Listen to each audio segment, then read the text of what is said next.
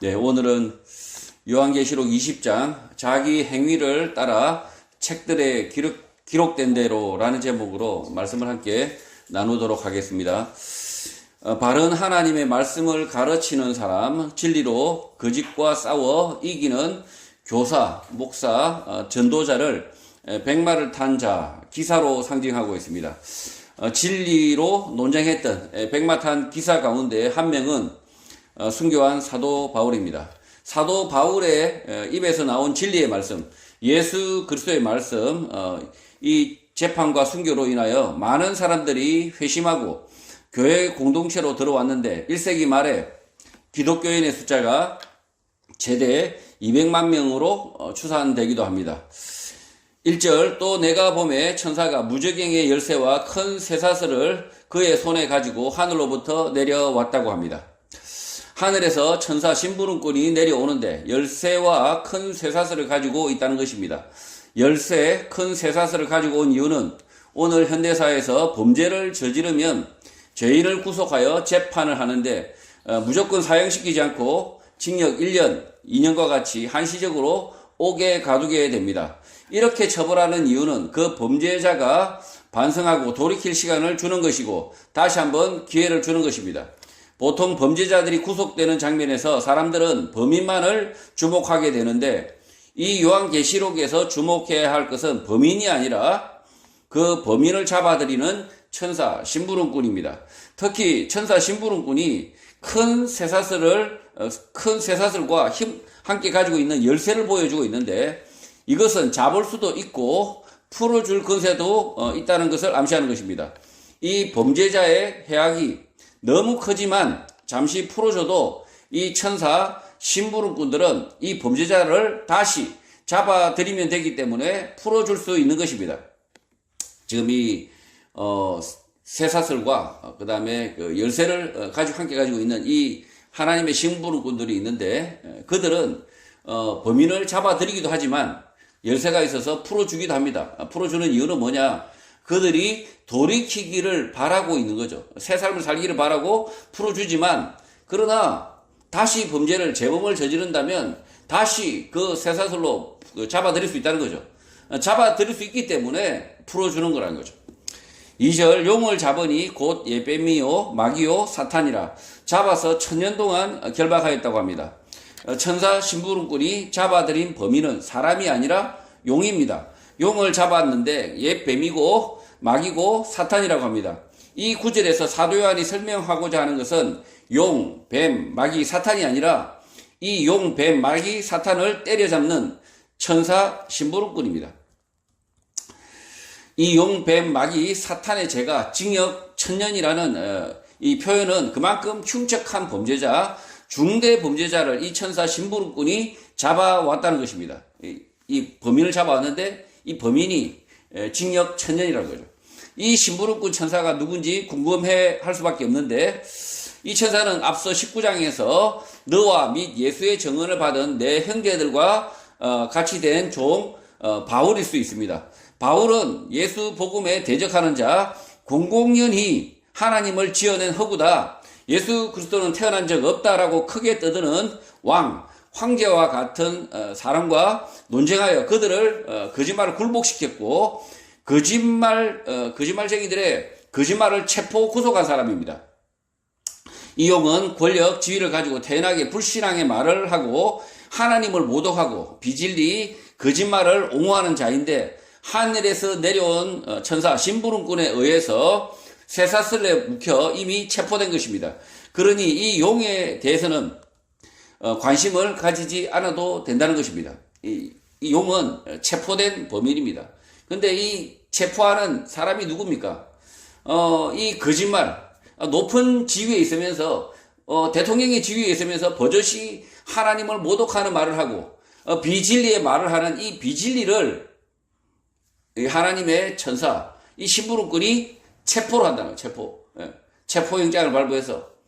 지금 대한민국은 대통령의 지위 있는 자들이, 장관이 있는 지휘자들이 죄를 저질러도 잡아들이지 못합니다. 잡아들이지 못하는 무기력한 상태지만, 그러나 지금 계시록에서 기록된 말씀을 보면 하나님의 천사가 와서 이 심부름꾼들이 이 거짓말, 비진리, 권세를 가지고 하나님의 말씀에 대적하는 자들을 결박해서 그들의 죄악이 너무나 심각하기 때문에 징역 천년이다.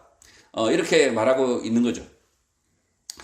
지금 이 나라 대한민국이 범죄자들을 처단하지 못합니다. 이 가장 큰 권세를 가진 자가 지금 범죄자로 있기 때문에 범죄자를 이 나라가 처단하지 못하는데, 그런데 이 요한계시록의 말씀을 보면 이 잡아들인다는 거죠. 무려 징역 천년에 해당하는 범죄자도 잡아들이고 있다. 누가 잡아들입니까? 하나님의 심부름꾼 천사. 앞에 9절에 19장의 말씀을 보면 말씀, 진리, 예수 그리스도의 말씀을 선포하는 그 사도 바울과 같은 사람들이 그 거짓을 잡아들인다는 거죠. 이 거짓말하는 왕들을 잡아들이고 거짓말을 하는 비진리를 말하는 황제를 잡아들이는 사람이 누구냐? 하나님의 말씀을 대언하는 사도 바울과 같은 사람이란 거죠. 3절 무저갱에 던져 넣어 잠그고 그 위에 임몽하여 천년이 차도록 다시는 만국을 미혹하지 못하게 하였는데 그 후에는 반드시 잠깐 놓인다라고 합니다. 반드시 잠깐 놓인다라는 개역 개정의 이 번역은 킹제임스 영문 성경의 번역을 다시 번역한 것인데 매끄럽지 않은 번역 때문에 오해를 불러일으킨 것입니다. He must be loose 이렇게 되어 있습니다. 킹제임스 영문 성경에서 헬라어 원문에 없는 must be로 번역을 합니다. 킹제임스 영문 성경도 잘못 오역을 했다는 거죠. 헬라어 원문에는 없습니다. must be가. 헬라어 원문을 보면 이렇게 must be로 번역할 단어가 없습니다. 또 반드시는 킹제임스 영문 성경에도 없고 헬라어 원문에는 더더욱 없습니다. 헬라어 원문을 참조하시면 되고요. 헬라어 원문을 살펴보면 메타, 뭐뭐과 함께 우토스, 그 다음에 데오, 묵다, 속박하다는 뜻이고, 리오는 풀다, 느슨하게 하다, 펴다는 뜻이고, 미크로스는 작은, 짧은이라는 뜻이고, 크로노스는 시간, 기간을 뜻합니다. 이 단어들을 연결하여 생각하면 이 용이 단단히 묶여서 풀어지는, 느슨해지는 천년의 시간은 짧은 시간이다라는 뜻입니다. 천년이 긴 시간이 아니라 짧은 시간이라는 의미이지 용이 반드시 놓인다라는 의미가 아닌 것입니다. 용이 천년 뒤에 반드시 풀려난다, 놓인다라는 것은 번역은 잘못된 번역인 것입니다. 이 천년 뒤에는 반드시 풀린다는 뜻이 아니라 이 천년이라는 아주 오랜 시간이 지나면 분명히 이 사도 바울과 같은 이 말씀 선생들, 이 복음의 말씀을 가르쳤던 선생들이 사라지고 나면 천년이라는 시간이 지나면 이 거짓말들이, 이 거짓말 용, 이 용이 서서히 풀려난다. 말씀을 잊는다는 거죠. 그래서 이 사도 바울의 이 말씀 가르침, 이 설교가 이 천년 동안 그 사도 바울의 설교가 얼마나 대단했으면 그 천년간 그 말씀이 흐려지지 않는다는 의미이고요. 그리고 그 말씀으로 인해서 그 거짓말들이 구속이 된다는 거죠. 이 하나님을 대적하는 그 거짓말이 천년 동안 이 사도 바울의 설교로 인해서 잡혀 있다는 거죠. 그러나 시간이 지나면, 그래서 천년이란 게 적은 시간이 아니지 않습니까? 천년이 지나면 사람들 속에, 머릿속에 그 사도 바울의 그 설교가 점차 잊혀지고, 그리고 거짓말이, 그때 이 사도 바울이 잡아놨던 거짓말들, 이 용들이 풀려난다. 이렇게 느슨해진다. 이런 뜻이죠. 그래서 반드시 풀려난다. 이것은, 이 반드시 풀려난다. 이것은 좀 더 매끄러운 번역이 아니다. 잘못된 번역이라는 거죠. 하늘로부터 온 천사 심부름꾼의 설교가 거짓말 비진리의 용을 제압하고 꽁꽁 묶어 천년 동안 가두는 것은 놀라운 설교, 위대한 설교지만 이 천년의 시간은 바울과 같은 전도자, 설교자의 놀라운 설교를 잊혀지게 만들 수 있는 짧은 시간이다. 바울과 같은 설교자의 위대한 변론에도 불구하고 거짓말 비진리가 득세하는 세상이 될 수 있다는 것입니다. 바울의 설교, 복음 전도의 결과가 용, 뱀을 천년 동안 사로잡는 위대한 업적이지만 시간이 지나 잊혀질 수 있다. 천년은 짧은 시간이다라는 의미인 것입니다. 이 사도 바울의 그 업적을 생각하면 천년은 아주 긴 시간입니다. 천년 동안 이 사도 바울의 설교 그리고 그의 설교가 후대에게 이 빛으로 등불로 존재한다는 거 아닙니까? 그러나 이 사도 바울의 위대한 설교를 할지라도 이 천년의 시간이 지나면 그 사도 바울의 설교 그 말씀들이 점참 흐려진다라는 거예요. 4절 또 내가 보자들을 보니 거기에 앉은 자들이 있어 심판하는 권세를 받았더라. 또 내가 보니 예수를 증언함과 하나님의 말씀 때문에 목배임을 당한 자들의 영혼들과 또 짐승과 그의 우상에게 경배하지 아니하고 그들의 이마와 손에 그의 표를 받지 아니한 자들이 살아서 그리스도와 더불어 천년 동안 왕노릇 한다고 합니다. 이 말씀에도 번역에 오류가 있습니다. 킹 제임스 영문 성경에서 생겨난 오류를 한글 개역 개정 성경에서 그대로 이어받은 것입니다. 헬라어 원문을 보면 두 분은 예수 그리스도와 하나님입니다. 자세히 보시면 누가 말하고 있는지를 좀 오해하고 있는 거죠. 원문을 살펴보면 사도 요한은 왕자 보좌를 보았는데 거기에 자신의 자리에 앉으신 분이 있다고 합니다. 헬라어 원문에서 아우토스 그 자신이 두 번 나오는데 예수 그리스도와 하나님의 관계를 보여주는 것입니다. 예수 그리스도는 자신의 보좌에 앉아 있고 헬라어 끄리마 이 재판 심판의 권세를 하나님께서 예수님께 헬라어 디도미 주다 허락했다는 것입니다. 그런데 엉뚱하게 예수를 증언함과 하나님의 말씀 때문에 못배임을 당한 자들의 영혼들이 있다고 번역했는데 좀 오역입니다. 하나님께서 예수 그리스도께 심판의 권세를 이 재판의 권세 끄리마를 디도미 주셨다라고 지금 이렇게 하나님과 예수 그리스도의 관계를 설명하고 있는 구절이란 거죠. 헬라어 원문을 보면 하나님께서 예수 그리스도에게 허락한 심판의 권세를 예수 그리스도의 정은 말씀과 하나님의 말씀에 따라 헬라어 뽀시케 삶 생명 영혼을 그리고 헬라어 뺄레끼조 목을 자르다 참수하다 판단하다는 것입니다. 예수 그리스도의 그 심판의 권세는 예수님의 말씀과 하나님의 말씀에 따라서 삶 영혼 이 뻐시케를 뺄레끼조 판단하시는 것 목을 베는 권세라는 것입니다. 하나님으로부터 받은 예수님의 심판 권세가 불신 지옥 참수의 권세라는 것입니다. 지금 이 참수하는 것은 누구를 참수합니까? 그 영혼을 참수하는데 그 참수의 권세는 누구가 받으셨습니까? 하나님으로부터 예수 그리스도께서 받으셨다. 왜? 하나님으로부터 예수 그리스도가 이 믿지 않는 자 심판의 권세를 받으셨는데 참수의 권세를 받으셨는데 십자가의 죽으심으로 순종함으로 그리고 그 부활하심으로 예수 그리스도께서 이 심판 권세를 가지셨다는 거죠. 그래서 이 목베이는 자는 누굽니까? 목베이는 자는 이 영혼이 목베이는 자들은 누구입니까? 예수 그리스도를 믿지 않는 예수 그리스도의 말씀을 믿지 않는 자들 그들에게 예수 그리스도께서 참수하는 것은 옳다라고 이야기하고 있는 거죠. 또 예수님의 심판의 권세는 구원, 살리는 권세도 포함되는데 짐승과 그 우상에게 경배하지 않은 자들과 그들의 이마와 손에 짐승의 표를 받지 않는 자들을 헬라어 자오, 살다, 살아가다, 구원하신다는 것입니다.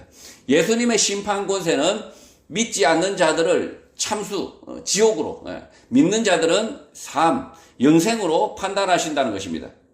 이 예수 그리스도의 권세가 하나님으로부터 받은 권세가 참수하는 것, 그 영혼을 참수하는 것, 영혼이 지옥으로 던지는 것, 그리고 그들을 구원하시는 것, 자오, 헬라어 자오, 살리시는 것, 죽이지 않고 살려가시는 것, 구원하시는 것이란 거죠. 예수님의 심판에서 믿음으로 삶, 영생으로 판결하는 사람들은 그리스도와 함께 천년을 헬라어 바실레오, 통치하다, 다스린다라는 것입니다. 헬라어 원문을 보면 천년 동안이라는 표현은 없습니다. 전치사가 없어서 그냥 천년입니다. 천년 동안이 아니라 천년. 이 천년의 의미는 예수 그리스도의 통치 아래서 영원히 산다, 영생한다는 의미이지 천년 동안 사람이 사람을 통치한다는 의미가 전혀 아닌 것입니다. 예수 그리스도의 심판과 통치, 다스림에 영생한 사람들, 믿음의 사람들이 있다는 뜻입니다. 지금 이 천년 동안이라고 하는 이 동안이 잘못된 번역이라는 거죠. 이 동안 기간이 아니었다는 거죠. 천년을 예수 그리스도와 함께 통치한다. 이 이야기는 예수 그리스도의 통치 아래 들어간다는 이야기입니다. 그냥 구원 얻는다는 표현입니다. 그런데 이것을 잘못 생각해가지고 천년, 이 땅에서 천년이 이 예수 그리스도와 내가 함께 통치하는 이단, 신천지 이단, 이만희가 이야기하는 주장하는 거죠. 이 땅에서 이 영원한 나라, 하나님 나라, 이 재림이 오기 전에 이 천년 동안에 자기들이 통치한다는 거예요. 자기들이. 말도 안 되는 소리죠. 그래서 이 천년 동안과 천년은 전혀 다른 차이라는 거죠. 이 천년 동안은 천년이 끝나면 끝이 나는 거, 한시적인 거지 않습니까? 근데 사실은 이 천년은 의미가 뭐냐면 영원한 것을 의미하거든요. 천년 동안이 아니라 그냥 천년입니다. 천년간 예수 그리스도와 함께 통치한다. 무슨 이야기냐면 예수 그리스도의 통치 아래 들어간다는 이야기입니다. 예수 그리스도의 통치 아래 들어간다. 하나님과 예수 그리스도의 통치 아래에 영원히 들어간다. 이 표현을 천년 동안이라고 이렇게 번역해버리니까 엉망이 돼버린 거죠. 천년 동안이 아니라 천년. 사이비 이단들이 이 천년을 특정 기간으로 한정을 하고 자신들이 천년을 통치한다고 주장하는 사람들이 있습니다. 신천지 이만희입니다. 그들에게는 삶, 영생, 구원이 아니라 참수, 죽음, 지옥이 기다리고 있는 것입니다. 짐승은 로마 황제의 황제 권력이고 그의 우상은 재물 돈입니다. 짐승은 이 로마 황제의 권력이고 그의 우상은 재물 돈이죠. 구원받은 사람들은 재물 돈의 우상을 따르지 않는 사람입니다. 또 로마 황제의 초상과 그 위에 자신은 존귀한 자, 신이라는 글귀를 넣은 개선문과 은화를 좋아하지 않거나 사용하지 않으려는 자들이 구원을 얻는다는 것입니다. 그때 당시에 로마의 황제의 주화에는 뭐라고 쓰여 있습니까? 황제는 존귀한 자, 황제는 신이다, 이렇게 쓰고 있었죠. 그리고 그 로마의 개선문에 뭐라고 쓰여 있습니까? 예루살렘, 하나님의 성전을 짓밟은 티투스는 위대한 사람이다, 이렇게 쓰고 있습니다. 1세기 당시에 유대인들, 특히 기독교인들이 그 개선문을 보면서 티투스의 개선문과 그리고 로마 황제가 발해한 그 주화를 보면서, 동전을 보면서 무슨 생각을 했을까요? 그 시대를 거슬러서 살 수밖에 없었던 거죠. 그 로마 황제는 신이다라고 하는 그런 악한 세상을 견디면서 살 수밖에 없었다. 믿음으로 살아야 했다는 거죠. 1세기 당시 이 로마 개선문 위에는 예루살렘 성전을 철저히 파괴한 티투스를 기념하여 하나님을 모욕하는 글귀를 새겼고, 로마 황제가 발행한 은화에는 로마 황제는 신이다라는 글귀가 그 이마 위치에 새겨져 있어 신실한 그리스도인들은 거부해야 했던 것입니다. 짐승과 그의 우상에게 경배하지 아니한 자, 그들의 이마와 손에 그의 표를 받지 아니한 자들은 믿음의 예시일 뿐 구원의 절대적 기준, 구원의 기준의 전부는 전혀 아닙니다. 앞에 말한 이것이 절대적 기준이 아니라 예라는 거죠. 그러니까 짐승과 그의 우상에게 경배하지 아니한 자, 그들의 이마와 손에 그의 표시를 받지 아니한 자, 이게 절대적 기준이 아니라 그 일부다, 일부. 이 구원의 절대적 기준이 아니라 구원의 일부다, 기준. 간략하게 1세기 당시 가장 첨예했던 로마 황제의 숭배와 재물 숭배, 돈의 숭배, 경제 문제를 표현했을 뿐 1세기 당시 성도의 믿음, 삶을 모두 표현한 것은 아닙니다. 이 1세기 성도들이 이 로마 황제의 숭배, 상대 숭배를 강요당했죠. 그리고 재물 숭배, 황제가 재물을 숭배했습니다. 그리고 많은 사람들이 사실은 다 재물을 숭배했죠. 그리고 돈을 숭배했습니다. 그리고 그 속에서 그리스도인들이 살아가야 했던 거죠. 요한계시록의 머리와 손의 표시를 바코드니 베리칩이니 비트코인이니 하는 소리는 돈과 재물과 관련되어 있기는 하지만 전혀 맞지 않는 소리인 것입니다. 바모섬에 갇혀있는 사도 요한이 서신에서, 이 편지에서 로마 황제 숭배에 굴복하지 말라, 배금주의를 따르지 말라라고 직접적 표현을 사용했을 경우 이 편지는 남아있지 못했을 것입니다. 사도 요한이 처한 환경으로 인하여 직접적 메시지를 감추었을 뿐 1세기 당시 상황을 이해하면 충분히 분명하게 그 의미를 알 수 있는 것입니다. 요한계시록 사기꾼, 이단들, 거짓말쟁이들, 허풍쟁이들에게 휩쓸릴 이유가 없는 것입니다. 이 말씀이 그때 당시 1세기 성도들이 편지를 받아 들었을 때 전혀 이해 못하는 어떤 이상한 메시지가 아니라 명확하게 잘 알 수 있는, 아주 쉽게 알 수 있는 말씀들이라는 거죠. 그때 당시의 상황만 조금만 이해하면, 성도들의 그 형편과 그 사정만 조금만 이해하면 금방 알 수 있는 말씀이라는 거죠. 5절, 그 나머지 죽은 자들은 그 천년이 차기까지 살지 못하더라. 이런 첫째 부활이라고 합니다. 번역이 매끄럽지 않아서 무슨 말인지 이해가 되지 않습니다. 번역이 이상한 이유는 킹제임스 영문 성경을 한글로 번역했기 때문입니다. 이 킹제임스 영문 성경이 완전히 무오다, 아주 오류가 없다, 매우 잘된 번역이다, 이렇게 매우 잘된 번역이긴 하지만 오류가 없다 이렇게 말하는 것은 전혀 맞지 않는 소리입니다. 킹제임스 영문 성경이 쓰여졌을 당시에도 마찬가지로 오류가 생길 가능성이 항상 존재했었고요. 그리고 헬라어를 이렇게 번역을 한 거죠. 1700년 이상 지나서, 1500년 이상 지나서 이 헬라어, 이 원문을 이렇게 번역을 하다 보니까 오류가 있던 거죠. 그 오류를 한글 성경이 그대로 이어받은 거죠.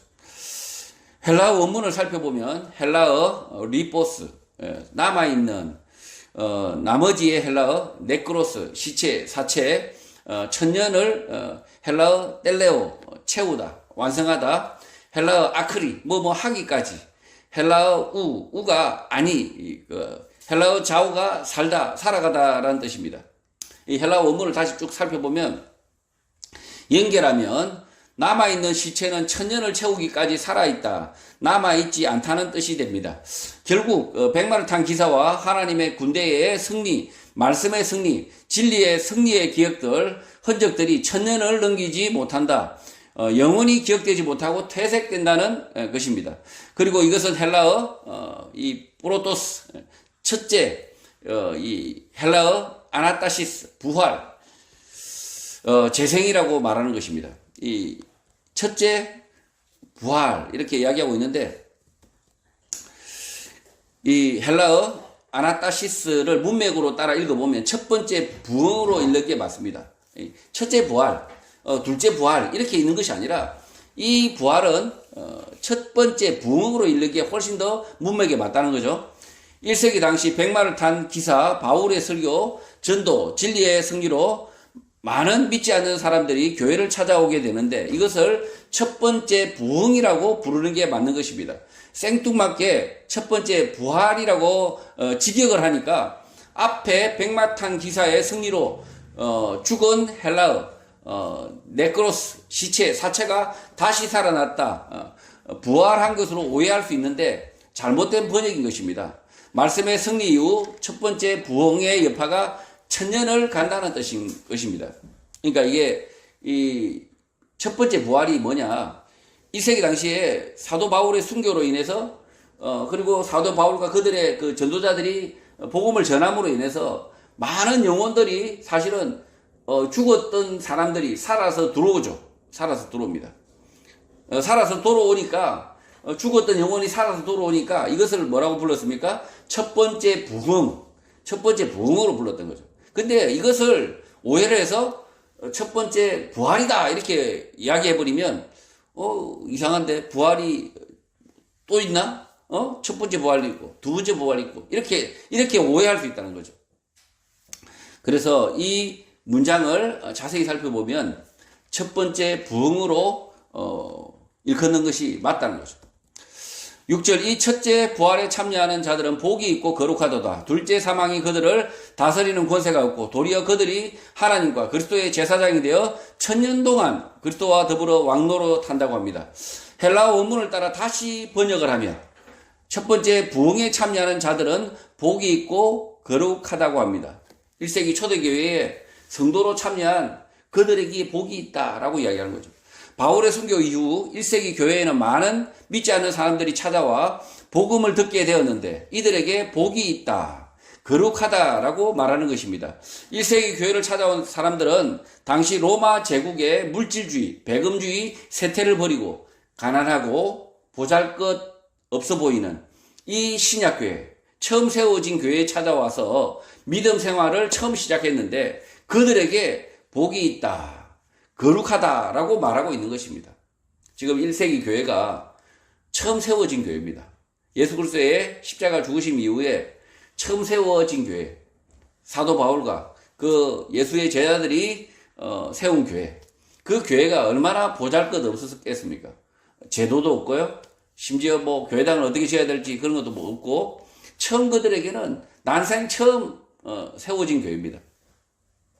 그 교회에 들어온 성도들, 그 보잘것없는, 그 아무것도 없었던 그 교회에 들어온 성도들을 복이 있다, 이렇게 이야기하고 있다는 거죠. 두 번째 문장은 그들 위에는 헬라어 데우테로스, 두 번째의 다른, 따라토스, 죽음, 사망, 시체, 사체가 헬라어 엑수시아, 힘, 권세를 헬라어 아니, 헬라어 에코, 가지다 소유하다는 것입니다. 이 헬라어를 제가 이렇게 그냥 단어만 쭉 읽었는데 연결하면 1세기 부흥기에 교회를 찾아온 이들에게 다른 죽음, 패배가 권세, 힘을 가지지 않는다는 것입니다. 사도 바울의 설교, 진리의 말씀으로 전쟁에서 크게 승리하여 비진리, 거짓이 떼죽음을 당했는데 교회를 찾아온 그들에게는 다른 죽음이 있지 않았다. 죽음의 영향, 권세 아래에 있지 않았다는 것입니다. 이 신약교회에 이 사도 바울과 같은 이 예수 제자들의 말씀, 선포로 인해서 크게 승리했다는 거죠. 1세기에.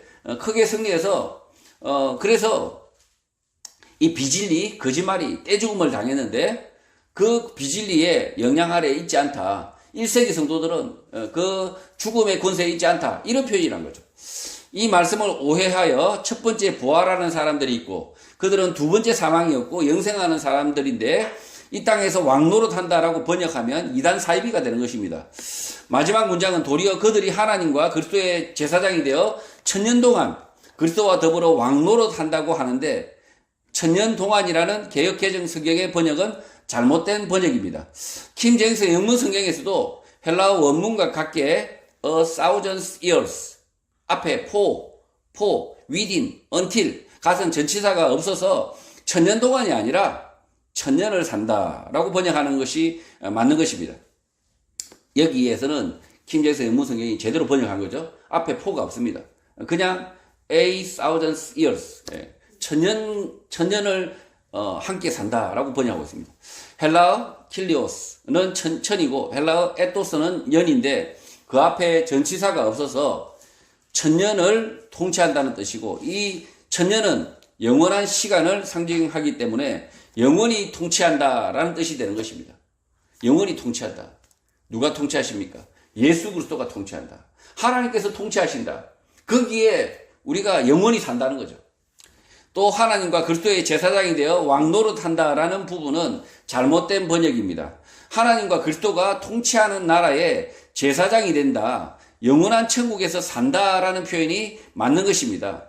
이 왕노릇한다. 내가 왕노릇하는 게 아니고요. 왕이 되신 그 예수 그리스도의 나라에 내가 산다는 뜻이죠. 신천지 이만희는 이 간단한 문장을 곡해하여 신천지 교회에 등록한 14만 4천 명이 천년 동안 이 땅에서 왕노릇한다, 통치한다라고 사기를 친 것입니다. 뉴욕 시장과 파리 시장을 신천지 교인들이 맡는다라는 해괴한 해석을 하고 있는 것입니다. 이 한글 번역의 뉘앙스가 이게 어떻게 고쳐야 되는 거죠. 이 하나님과 그리스도의 제사장이 되어 왕노릇한다. 이게 그 왕노릇이 그리스도께서 왕을 하시거든요. 근데 제사장이 왕을 하면 안 되잖아요. 그러니까 이게 번역이 얼핏 봐도 이게 문장이 이게 안 맞는 거예요. 비문인 거예요. 비문. 그래서 하나님과 그리스도의 그 왕으로서의 다스리는 나라의 제사장이 되어 산다. 이게 오히려 맞는 번역이라는 거죠. 그래서 이게 주어가 제사장이 돼버리면, 제사장이 왕 노릇하면 이상한데 이렇게 되는 거죠. 7절, 천년이 참에 사탄이 그 옥에서 놓였다고 합니다. 사탄 비진리 거짓말의 군대가 백마탄 기사와 하늘의 군대에 패배하여 징역 천년의 형을 받고 감옥에 갇혔었는데, 그 징역 형기를 헬라어 텔레오 채우다 완료되어 그 감옥에서 놓였다, 풀려났다는 것입니다. 사탄을 징역 천년에 처할 수 있었던 것은 백마탄 기사의 놀라운 성과 업적인데, 천년이 지나니 그들의 전도와 설교들이 잊혀져 간 것입니다. 사도 요한이 본 백마탄 기사는 먼저 순교한 형제 주의 종 사도 바울과 같은 사람일 수 있습니다. 천년이 차서 사탄이 그 옥에서 놓인다는 것은 1세기 당시 주의 종들의 전도와 설교의 깨달음이 시간이 지나 잊혀졌다는 것입니다. 교회 안의 바른 말씀, 진리의 말씀이 퇴색되어서 혼탁하게 된다는 것입니다. 이 1세기 교회 얼마나 뜨거운 교회입니까? 예수 그리스도의 죽으심을 목격한 사람들이고, 그리고 사도 바울과 그리고 예수의 제자들이 직접 전했던 교회입니다. 그 교회에 얼마나 뜨거움이 있었겠습니까? 그 뜨거움이 천년이 시간이 지나자 말씀의 진리가 퇴색된다라는 의미라는 거죠. 8절, 나와서 땅의 사방 곧 백성 곧 곡과 마곡을 미혹하고 모아 싸움을 붙이리니 그 수가 바다의 모래와 같다고 합니다. 첫 번째 부흥이 있고 난 이후, 이 1세기 이 사도 바울과 예수 제자들의 그 첫 번째 부흥, 저는 첫 번째 부활이 아니라 첫 번째 부흥이라고 말씀드립니다. 첫 번째 부흥이 있고 난 이후 오랜 시간이 지남에 따라 말씀 진리는 퇴색하고 잊혀지게 됩니다. 이 구절의 헬라어 엑세르코마이는 출발하다, 나오다, 떠나다, 헬라어 플라네토스는 방랑하다, 걸어다니다 라는 뜻입니다. 이게 방랑을 시작하다, 드디어 방랑이 시작하는 거죠. 말씀의 그 뜨거움이 천년의 시간이 흐르고 난 이후에 방랑이 시작된다. 연결하면 땅의 내 모퉁이 안에 사람들 가운데 시간이 지나 말씀이 퇴색하자 방랑을 출발하는 사람들, 방랑을 시작하는 사람들이 생겨난다는 것입니다. 바깥 외부에서 무엇이 들어온 것이 아니라 진리가 퇴색하자 그 내부에서부터, 내 모퉁이 안에서부터 방탕이 시작되는 것입니다. 말씀 위에 굳게 서야 하지만 그렇지 못한 것입니다. 지금 이 내모퉁이가 사실은 그냥 바깥에서 들어온 것이 풍조 때문이 아니라 그 안에서 자생적으로 말씀을 잊음으로 인해서 이 나쁜 것들이 이 안에서 생겨났다는 거죠. 방랑하는 사람, 길을 잃은 사람들의 수가 바다에 몰아가게 되는데, 곡과 마곡이 하나님을 대적하는 전쟁으로 끌려 들어가 참혹하게 희생당하듯이 이 사람들도 그렇게 된다는 것입니다. 헬라어 곡은 에스겔 38장에 나오는 로스 메섹 두발 땅을 다스리는 왕이고, 이 땅을 헬라어로 마곡이라고 부르는 것입니다. 그러니까 곡과 마곡의 전쟁이다 이렇게 이야기했을 때, 곡은 왕이고요, 마곡은 그 곡이 다스리는 땅의 이름이 마곡입니다. 에스겔 38장 2절입니다. 인자야, 너는 마곡 땅에 있는 로스와 메섹과 두발 왕 곧 곡에게로 얼굴을 향하고 그에게 예언하여. 이 예언의 말씀은 곡이 진멸당한다. 이 하나님의 이스라엘 군대에 이 대들면 이 왕곡은 마곡 사람들은 진멸당한다는 예언입니다. 곡과 마곡은 하나님을 대적하는 왕, 곡과 하나님을 대적하는 땅 마곡의 백성들이 이스라엘과 전쟁을 하여 많은 사람들이 죽게 되었는데, 말씀이 떠난 나라, 하나님의 말씀이 떠난 사람들이 그렇게 된다는 것입니다. 곡과 마곡의 전쟁은 하나님의 말씀 진리를 잊은 나라, 하나님의 말씀 진리를 잊은 나라, 버린 나라가 치르게 되는 악에 대한 심판인 것입니다. 이 곡에게 전달하죠. 이 에스겔이 곡에게 전달합니다. 너희들 전쟁하지 마라. 전쟁하면 진멸된다. 이렇게 예언 전달합니다. 그럼에도 불구하고 이 곡과 이 마곡 사람들은 어떻게 합니까? 예, 대적을 해서 쓸데없는 전쟁을 해서 진멸당하는 거죠. 9절 그들이 지면에 널리 퍼져 성도들의 진과 사랑하시는 성을 두르매 하늘에서 불이 내려와 그들을 태워버렸다고 합니다. 헬라어 퀴클레오는 에워싸다, 포위하다는 뜻입니다. 또 헬라어 빠람볼레는 야영지, 진영, 부대라는 뜻이고 헬라어 아기오스는 거룩한이라는 뜻입니다. 연결하면 하나님의 말씀을 떠난 사람, 진리를 버린 사람들이 전쟁을 위하여 땅의 넓은 곳으로 올라가 집결을 합니다. 그리고 그들은 거룩한 진, 부대, 교회와 하나님이 사랑하는 도시를 포위하여 살육을 하려고 합니다. 그러자 하늘에서 불이 내려와 그들을 삼켜버린다, 태워버린다는 것입니다. 말씀 진리를 떠난 나라, 국가는 곡과 마곡의 전쟁처럼 쓸데없는 전쟁을 일으켜 몰살한다는 것입니다. 지금 하나님의 교회를 몰살시키려고 이렇게 진을 치는 거죠. 누가요? 곡과 마곡 사람들이 이렇게 이 하나님의 교회, 하나님의 이 진리의 집을 아주 포위한 사람들은 결국은 하나님의 불이 내려와서 그들을 태워버린다라고 지금 설명하고 있는 것입니다.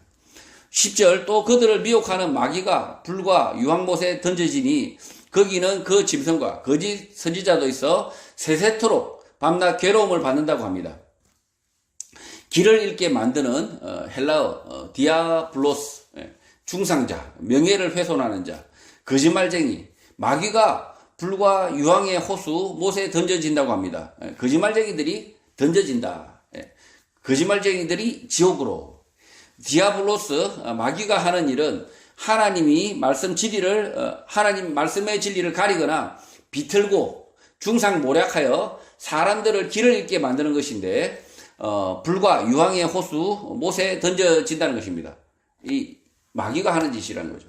하나님의 말씀을 비틀어서 잘못 가르치게 하는 것, 그리고 하나님 말씀을 가리는 것, 하나님 말씀을 깨닫지 못하게 하는 이것이 뭐라고요? 마귀, 디아블로스. 그래서 죄송한데 이 목사 가운데서도 디아블로스, 마귀가 있는 거죠. 하나님의 말씀을 뭐 하는 자라고요?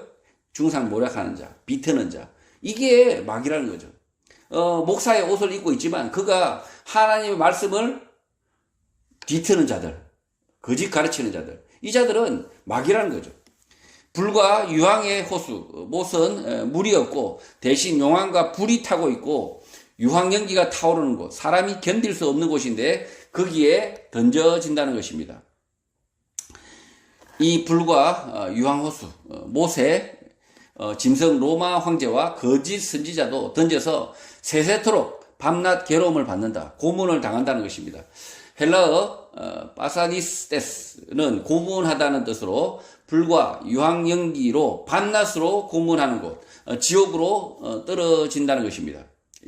이 불의 호수란 이 표현인데, 불의 호수, 불의 호수는 사실은 용암이 쏟아져 나오는, 마치 용암이 바다처럼 보인다는 거죠.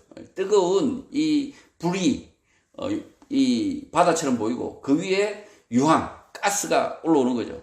그 사람들이 가스를 마시면, 이런 유황가스를 마시면 어떻게 됩니까? 5분도 채 견디지 못하고 죽습니다. 근데 이 지옥은 계속해서 그 유황가스로 죽지 않고 영원히 고통당한다.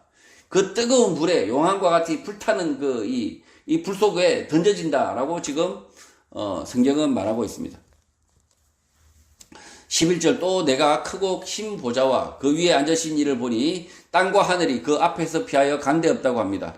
사도 요한은 크고 흰 보좌와 그 위에 앉으신 이를 보았다고 합니다. 예수 그리스도입니다. 예수 그리스도께서 보좌에 앉자 마귀, 짐승, 거짓 선지자가 예수 그리스도의 얼굴을 피하여 땅과 하늘에서 피할 곳을 찾았지만 찾지 못했다는 것입니다. 땅과 하늘이 예수 그리스도의 얼굴을 피한 것이 아니라 앞에 마귀, 짐승, 거짓 선지자들이 예수님의 얼굴을 피하여 숨을 곳을 찾았지만 땅과 하늘 그 어디에도 숨을 곳이 없다는 것입니다. 예수 그리스도의 심판, 응징이 확실함을 설명하는 것입니다.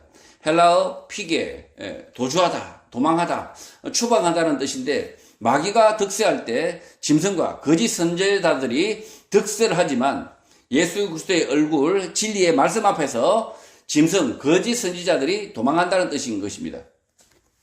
지금 여기 말씀에 보면 이 짐승 거짓 선지자들이 빠져 있어요. 빠져 있다 보니까 땅과 하늘이 예수 그리스도의 얼굴 앞에서 피한다. 땅과 하늘이 도망가지는 않죠. 땅과 하늘이 피하는 것이 아니라 이 짐승 거짓 선지자들, 이 짐승은 황제입니다. 황제, 권세자들을 말하고 거짓 선지자들은 뭡니까? 거기에 부하내동하는 자들, 부하내동해서 그리고 하나님의 말씀을 왜곡하는 자들, 이 땅에 안락한 삶을 위해서 하나님의 말씀을 비트는 자들, 이런 자들을 거짓 선지자라고 하는데 하필이면 이 자들이 심판의 1순위라는 거죠. 예수 그리스도의 가장 미워하는 자들이 이 짐승과 거짓 선지자들, 하나님의 말씀을 엉터리로 가르치는 사람들, 이 사람들이 예수 그리스도의 심판을 피하지 못할 가장 1순위라는 거죠. 12절 또 내가 보니 죽은 자들이 큰 자나 작은 자나 그 보좌 앞에 서 있는데 책들이 펴있고 또 다른 책이 펴졌으니 곧 생명책이라. 죽은 자들이 자기 행위를 따라 책들에 기록된 대로 심판을 받는다고 합니다. 사도 요한은 헬라어 네크로스, 죽은 자를 보는데 큰 자나 작은 자 모두 보좌, 왕자 앞에 헬라어 이스테미, 서다, 세운다는 것입니다. 그런데 세우다 앞에 헬라어 에노피온, 목전에 얼굴과 얼굴을 마주한다라고 설명을 덧붙이고 있습니다. 모든 사람이 죽음을 맞는데 죽음을 맞는 즉시 예수 그리스도의 보좌, 왕자 앞에 서게 되는데 얼굴과 얼굴을 대하듯이 매우 가깝게 마주한다. 직시하게 된다는 것입니다. 크거나 작은 모든 사람들이 예수 그리스도의 심판, 재판에 서게 되는데 숨기거나 속일 수 없다. 피할 수 없다는 것입니다. 지금 이 네크로스는 모든 사람은 죽는다. 죽어서 어디로 간다는 거죠? 하나님의 예수 그리스도의 보좌 앞에 간다는 거죠. 이 재판에 헬라어 비블리온, 파피루스 껍질, 두루마리 책들이 있습니다. 이 비블리온이 파피루스 껍질을 말하죠. 두루마리 책이라고 이제 이 바빌리온, 이 비블리온, 영어 더 바이블, 두루마리 책이라는 의미인데 성경으로 읽는 것입니다. 이 두루마리들이 펼쳐져 있는데 이 두루마리와 헬라어 알로스, 다른 별개의 두루마리가 펼쳐져 있다고 합니다. 두루마리가 두 개라는 거죠. 이쪽 두루마리가 있고 또 다른 두루마리가 펼쳐져 있다. 두 종류의 두루마리가 있다는 것입니다. 생명이 있는 자와 죽은 자로 구분되는데 자신의 행한 일을 기록한 두루마리, 책에 따라 각각 다른 책, 두루마리에 기록된다는 것입니다. 이 책, 두 종류의 책이 있는데 하나님의 심판 판결문을 적는 책이죠. 판결이 나고 나야 이게 기록됩니다. 한쪽에는 이 생명을 얻는 자, 구원 얻는 자의 책이고 한쪽은 심판을 받는 지옥으로 가는 자들의 책입니다. 그런데 이 책은 예수 그리스도께서 심판이 있고 난 이후에 기록된다는 거죠. 개역개정 성경에서 생명책으로 번역된 헬라어 단어는 생명이 있는 이라는 뜻입니다. 생명책이 아닙니다. 이게 생명책이 아니라 생명이 있는 이라는 뜻입니다. 생명책이 아니고 킹제임스 영문 성경에서 The Book of Life라고 번역을 하여 생명책이라고 오역한 것입니다. 이 구절을 생명책이라고 오역을 하면서 여러 문제들이 생겨납니다. 예수를 믿으면 즉각 이 생명책에 기록되고 구원을 얻는다, 지옥에 가지 않는다는 이단들의 가르침입니다. 이 생명책에 한번 기록되면 절대 지워지지 않는다고 굳게 믿는 이단이 구원파입니다. 잘못된 번역, 오역에서 비롯된 오해입니다. 이 구절에서 죽음 이후에 예수 그리스도의 보좌, 왕자 앞에 서게 되는데 자신이 행한 일에 대한 책, 두루마리를 통하여 생명이 있는 자와 죽은 자로 구분되어 각각 다른 책, 두루마리에 기록된다는 것입니다. 그러니까 생명책이 있는데 거기에 내 이름이 먼저 적혀 있다라고 볼 만한 구절이 전혀 아닌 것입니다. 예수 그리스도 앞에 섰을 때 구원 얻을 자는 이미 헬라어 조에 생명이 있다라고 표현하고 있고, 구원 얻지 못할 자는 헬라어 네크로스, 죽음으로 구분된다, 분리된다는 것입니다. 지옥 갈 자는 이미 정해져 있다라는 뉘앙스가 아니라 마지막에 죽음으로 구분된다, 분리된다라는 의미인 것입니다. 그러니 예수님의 오른편 강도는 마지막에 죽음으로 분리되지 않고 끝끝내 낙원에 들어간 것입니다. 결국 이 땅 위의 삶의 기록대로 죽음 이후 보좌 앞에 서게 되는데 이미 생명이 있다라고 인정을 받는 자가 있고 끝끝내 죽음으로 분리되는 자, 구분되는 자가 있다는 것입니다. 이 두 종류가 있는데 생명이 있다고 인정되는 자가 있습니다. 그런데 이 사람들은 생명이 있다고 인정되는 사람들은 재판을 받는다고 이렇게 하지 않아요. 재판을 받는다. 그러나 이 분리되는 자, 죽음으로 분리되는 자, 이 자들은 심판받는다라고 재판이라고 표현하고 있습니다. 그래서 모든 사람은 죽는데 죽어서 예수 그리스도 앞에 서는데 분리가 된다는 거죠. 생명이 있는 자, 그리고 끝끝내 죽음으로 분리되는 자. 이 말씀 구절에서 생명책이 있다라는 오해는 두 종류의 책, 두루마리가 있다는 암시 때문입니다. 두 종류의 책인데 예수 보좌의 판결에 따라 각각 다른 책에 쓰여졌기 때문입니다. 한쪽에는 생명이 있다 인정받는 사람의 이름들만 기록되었고 다른 한쪽은 죽음으로 분리되는 사람들의 이름입니다. 그래서 한쪽은 생명이 있는 사람들의 책, 그리고 두루마리이고 다른 한쪽은 이렇게 죽은 자들의 책, 지옥 가는 사람들의 책이 된 거죠.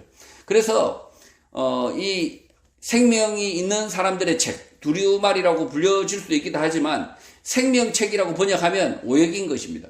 이 생명책 이렇게 해버리니까 마치 이미 그 생명책에 기록되어지면 천국 가고 그 책이 없으면 이렇게 지옥 가고, 이것이 아니라 예수 그리스도 앞에서 예수 그리스도의 재판을 받고 난 이후에, 예수 그리스도를 만나고 난 이후에 생명이 있다라고 인정된 사람들의 이름이 거기에 기록되어 있고, 그리고 이쪽에 죽음으로 끝끝내 분리된 사람들, 구분된 사람들, 판결된 사람들이 한쪽에 죽음의 책에 기록이 되어 있다는 거죠. 그래서 이것을 생명책이라고 번역하면 안 될 것 같고 생명이 있는 사람들의 책, 이렇게 번역하는 게 맞다는 거죠. 예수 보좌 앞에서 죽음으로 분리되는 사람, 심판받는 사람과 생명이 있다라고 인정받는 사람에 대한 차이도 있습니다. 생명이 있다라고 인정받는 사람들에게는 심판, 구분이라는 단어를 사용하지 않습니다. 반대로 구원받지 못한 사람들은 죽음으로 구분된다, 분리된다라고 심판의 의미를 분명히 합니다. 그래서 구원 얻는 성도는 생명으로 인정된다, 재판의 의미가 아니고 구원받지 못할 자는 죽음으로 판정되었다, 재판으로 보면 맞는 것입니다. 이 생명이 있다고 인정되는 사람은 재판을 받지 않는다는 거죠. 그러나 당연하죠. 죄가 없으니까 이 사람들은 생명이 있다 인정되는 사람들은 재판을 받지 않고, 재판을 받는 사람들은 어떻게 된 사람이라고요? 죽음으로 판정되었다. 이것이 재판이라는 거죠. 진짜 성도는 재판받지 않고, 가짜 성도, 구원 얻지 못할 자들은 자신들이 성도라고 우겨도 결국 죽음으로 구분된다, 분리된다라는 것입니다. 이 생명책에 대한 오해가 있는 거죠. 지금 생명책이라고 이렇게 헬라어 원문에 있는 것이 아니라 생명이 있는, 이렇게 번역이 되어 있습니다. 생명이 있는. 그런데 이 생명은 어떻게 판단하느냐? 자기의 책, 삶의 기록을 통해서, 자기의 삶을 기록을 통해서 본다는 거죠. 이 자기의 삶의 기록에 이 모든 사람은 자신의 삶의 책이 있다는 거죠. 이 삶의 책이 있는데, 인생의 책이 있는데 그 책에 생명의 흔적이 있는 사람은 영생으로, 생명의 흔적이 없는 사람은 지옥으로, 이렇게 구분된다는 거죠. 그래서 생명책이 아니라 이것은 재판 결과책이죠. 결과책. 굳이 생명책이 있다 그러면 재판 결과 생명으로 판단된 사람들의 책이라는 거죠. 우리 인생은, 모든 사람은 다 책을 쓴다는 거죠. 예수 그리스도 앞에 가면 그 자신의 인생의 책을 다 가지고 가는데, 구원 얻는 사람은 어떤 사람들이냐? 그 책에 예수의 흔적, 생명의 흔적이 있으면, 생명의 기록이 있으면 구원을 얻는다라는 거죠. 13절, 바다가 그 가운데서 죽은 자들을 내주고 또 사망과 엄부도 그 가운데서 죽은 자들을 내주매 각 사람이 자기의 행위대로 심판을 받는다고 합니다. 2013년 개봉한 영화 신세계의 첫 장면이 살인한 시체를 드럼통에 넣고 콘크리트를 부은 다음 바다 한가운데 빠뜨리는 장면이 나옵니다. 이 영화 같은 장면은 2022년 5월 3일 미국 미드 호수에서 가뭄이 극심하자 1980년, 30년 전에 사망한 것으로 추정되는 시신 드럼통으로 실제 생겨납니다. 바다 가운데 그 가운데서 죽은 자들을 내어놓았다. 이 바다가 그 가운데서 죽은 자들을 내어놓았다. 내밀한 죄의 증거들, 살인의 증거들이 드러나기 때문에 속일 수 없다는 것입니다. 이 심판받는 자들은 어떻게 심판받는다고요? 그 바다 속에 던졌던 그 드럼통도, 그 시체들도 하나님이 찾아오신다는 거죠. 사람을 죽여서 바다에 몰래 버렸는데 그 바다가 죽은 자 시체를 내놓는다. 증거를 가져온다는 것입니다. 예수 그리스도의 심판, 재판 앞에서 죄를 숨긴다고 하더라도 숨길 수 없다는 것입니다. 심지어 헬라어 따나토스, 죽음, 헬라어 아데스, 음부에서도 죄의 증거들, 죽은 자들을 내어준다. 죄를 밝힌다는 것입니다. 그래서 예수 그리스도의 보좌 앞에서 각 사람의 행위에 따라 심판을 받았다. 속이지 못한다는 것입니다. 세상 법정에서는 시체를 드럼통에 넣고 바다 한가운데 버려서 증거를 감추기 때문에 살인의 증거를 찾아볼 수 없기 때문에 악인들이 무죄 판결을 받고 풀려납니다. 그러나 예수의 보좌 앞에서는 절대 그런 일이 없다는 것입니다. 악의 증거를 깊은 바다와 죽음, 음부에서도 찾아와 반드시 그가 한 행위대로 반드시 심판하신다는 것입니다. 영화 신세계 보셨죠? 보시면 첫 장면이 드럼통에 사람을 시체를 집어넣고 그리고 드럼통을 굴려서 먼 바다에 나가서 빠뜨려 버립니다. 그러면 그 살인의 이 증거가 영원히 바다 속에 가라앉아서 그 살인자들을 심판하지 못하겠죠. 그러나 하나님의 심판, 예수 그리스도의 심판은 어떠냐? 그 바다 가운데 있는 시체도 가져오신다는 거예요. 그 악한 일들을 반드시 증거들을 가져오셔가지고 심판하신다. 심지어 죽음과 그 음부에서도 시체들을 가져오신다. 그러니 자신의 그 과거 죄악들은 낱낱이 가져오신다는 거예요. 낱낱이 가져오셔가지고 그 살인자들을 어떻게 하신다고요? 그 죄인들을 어떻게 하신다고요? 지옥불로 던지신다는 거죠. 14절 사망과 음부도 불못에 던져지니 이것은 둘째 사망 곧 불못이라고 합니다. 헬라어 따나토스 죽음, 헬라어 아데스 음부가 불의 호수에 던져진다고 합니다. 죽음과 음부도 불의 호수에 던져지는데 이 두 번째 죽음은 불의 호수 지옥이라는 것입니다. 용암이 끓어오르는 불의 호수 지옥에는 죽음 음부가 있다는 것입니다. 헬라어 이미는 이다 있다라는 뜻인데 둘째 사망 두 번째 죽음은 예수 보좌의 심판 이후 불의 호수 용암이 끓어오르는데 불지옥인데 반드시 있다라고 강조하는 것입니다. 첫 번째 죽음은 육신의 죽음이고 두 번째 죽음 다른 죽음은 불의 호수에 던져지는 지옥 심판인데 반드시 있다는 것입니다. 지금 이 두 번째 죽음은 뭘 의미하냐? 반드시 심판하신다. 심지어 그 죽음마저 음부마저 심판하신다라는 강한 표현을 쓰고 있다는 거죠.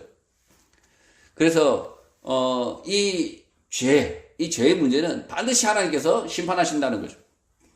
15절 누구든지 생명책에 기록되지 못한 자는 불못에 던져진다고 합니다. 개역 개정 성경의 이 구절에서 생명책이라고 번역한 것은 잘못된 번역입니다.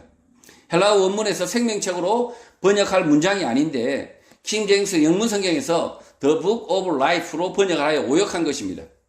이 The Book of Life라고 번역을 해두라도 삶의 책이라고 번역할 수도 있죠. 인생의 책. 이게 참 영어 성경이 그때 킹제임스 영문 성경을 썼을 때 생명책으로 번역을 한 것이 아니라 그 킹제임스 영문 성경을 쓴 사람들도 삶의 책이라고 이렇게 번역을 했을 수 있다는 거죠. 그러니까 이게 킹제임스 영문 성경이 오역했다라고 보기도 좀 애매하긴 한데 어쨌든 이 킹제임스 영문 성경을 The Book of Life를 생명책으로 이렇게 번역을 해버리니까 오역이 되는 거죠. 생명책이 아니라 헬라어 에우리스코, 찾다, 발견하다, 찾아내다는 뜻이고, 헬라어 조에는 생명, 헬라어 그라포는 조각하다, 긁다, 그리다, 쓰다라는 뜻입니다. 그래픽 아시죠? 그래픽. 그라포, 헬라어.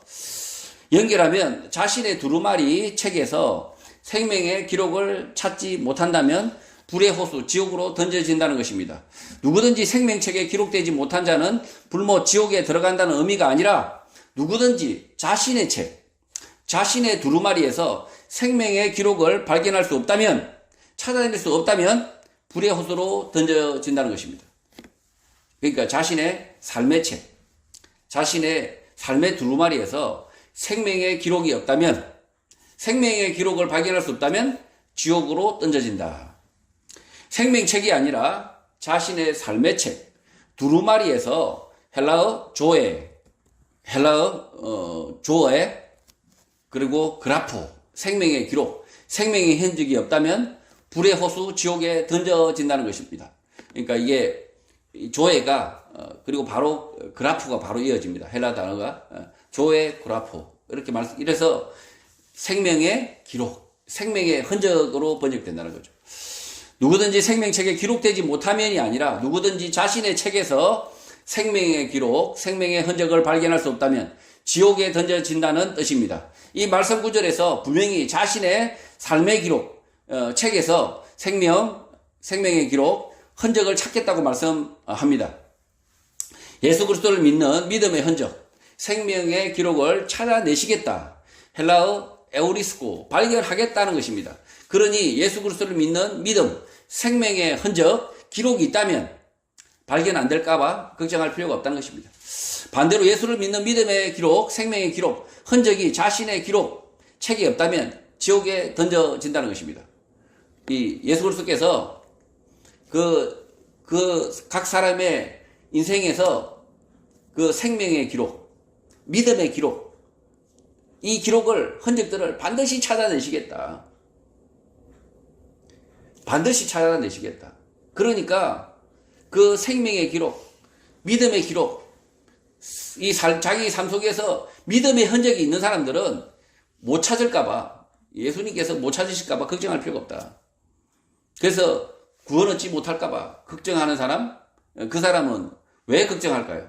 자신의 삶을 추억했을 때 믿음의 흔적이 전혀 없기 때문에, 그래서 걱정하는 거죠. 걱정할 필요 없다. 예수 그리스도의 믿음의 흔적이 있는 사람, 믿음의 생명의 기록이 있는 사람들은 예수 그리스도께서 그 기록을 찾으셔서 생명으로, 영생으로 구원하시겠다는 것입니다. 성도 여러분, 요한계시록의 말씀에서 생명책은 오역입니다. 자신의 책, 삶의 책입니다. 자신의 책, 삶의 책에서 예수 그리스도의 흔적, 생명의 흔적, 생명의 기록이 있는지 찾으시겠다고 말씀합니다. 자신의 삶에서 생명의 기록, 흔적이 가득하여 생명이 있는 자로 인정받아 심판이 아니라 주님 앞에서 영생하는 구원받는 성도가 되시기를 주님의 이름으로 축복합니다.